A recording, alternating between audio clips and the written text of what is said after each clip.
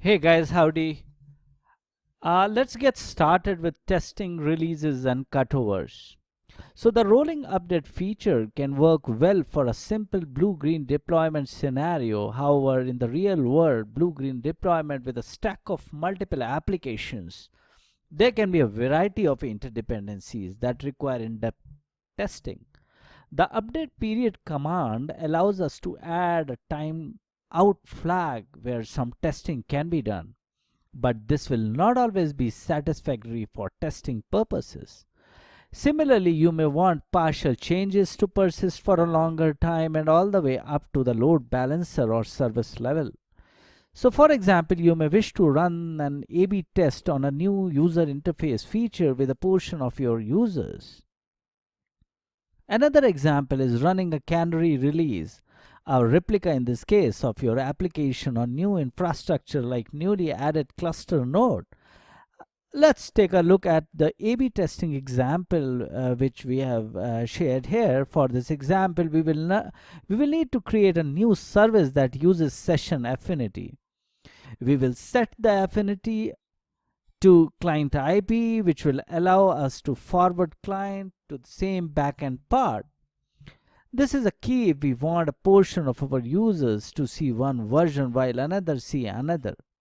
Now you can see the program or the code here on the screen. Now create this service as usual with the create command as follows, which you can see here.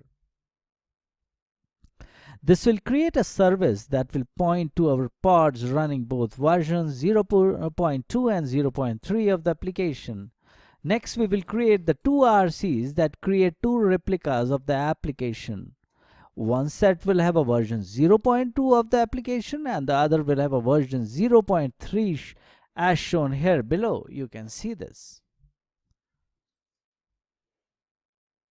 Okay, and this particular code is pod A controller YAML, and the second one is again pod B controller YAML.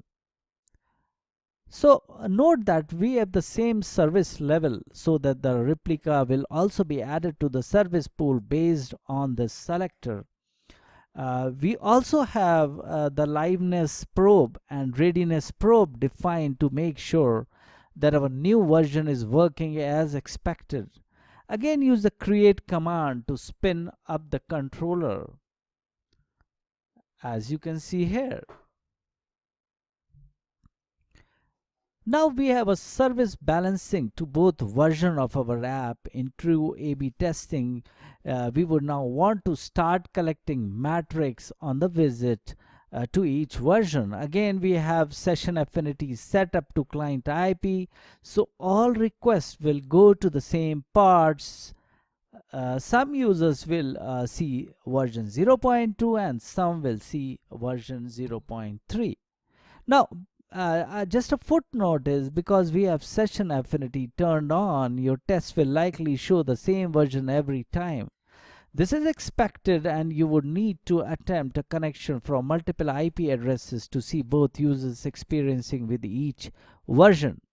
Now, since the versions are each on their own part, one can easily separate loggings and even add a logging container to the pod definition for a sidecar logging pattern.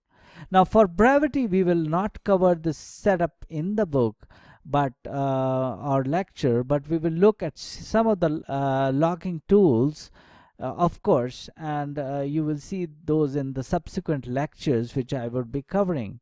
We can start to see how this process and will be useful for canary release or a manual blue-green deployment. We can also see how easy to launch a new version and slowly transition over the new release. Now let's take a look at the basic transition quickly. It's really as simple as a few scale commands which you can see here.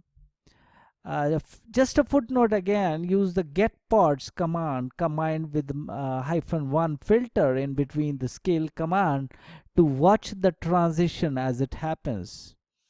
Now we have fully transitioned over version 0.3, which is node-js-scale-b. and all users will now see the version 0.3 of the site. We have 4 replicas of version 0.3 and none of 0.2. If you run a get rc command, you will notice that we still have an rc for 0.2. So as a final cleanup, we can remove that controller completely, using this command. And this we have discussed in depth earlier as well. Let me quickly move to the next subtitle, which is application auto scaling. A recent feature addition to Kubernetes is that of the horizontal pod autoscaler.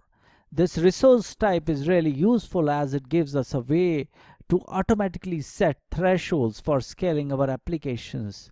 Currently, that support is only for CPU, but there is an alpha support for custom application metrics as well. Now let's use the Node-JS scale replication controller from the beginning of the lesson and add an auto scaling component. Now before we start, let's make sure we are scaled back down to one replica using the command as mentioned here, which is kubectl scale replica 1 and jscale, which you can see here at the top. Now we can create a horizontal pod autoscaler with the following HPA definition, which you can see here. Yes.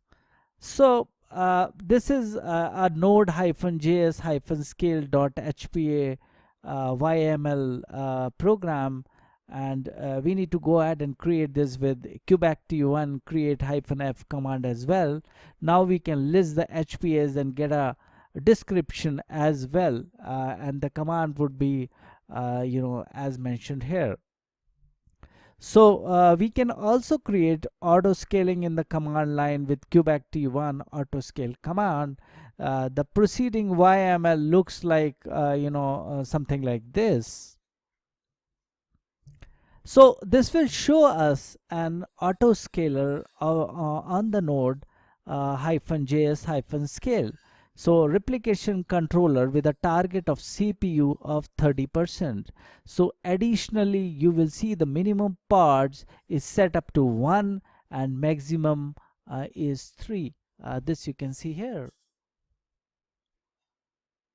Okay, so let's also query our pods to see how many are running right now, and we would be using this command for the same.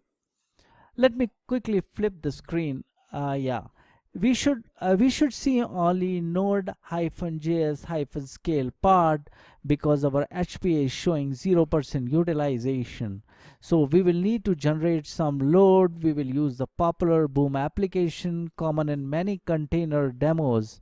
The following listing, as you can see on the screen right now, will help us create continuous load until we can hit the CPU threshold for autoscaler. Now this is the code you can refer to. I mean, it is self-explanatory, so I'm not taking much time explaining the code itself. This is boomload.yml. Now use the kubectl1 create-f command with a listing, and then be ready to start monitoring the HPA. We can do this with kubectl1 get HPA command, which also we have used earlier. It may take a few moments, but we should start to see the current CPU utilization increase once it goes above 20% threshold. We said the autoscaler will kick in, as you can see here. Okay, so once we see this, we can kubectl1 get pod again and see there are now several node-js-scale pods, which you can see here. We can clean up now by killing our load generation pod by using this command. So I think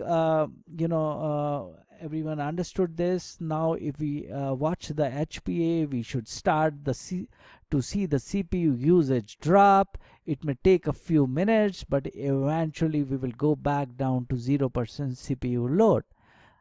Okay, so with that, I'm taking a pause again, to move on to the next lecture. In the next lecture, we would be talking about few other interesting aspects related to it. Till then, thank you very much.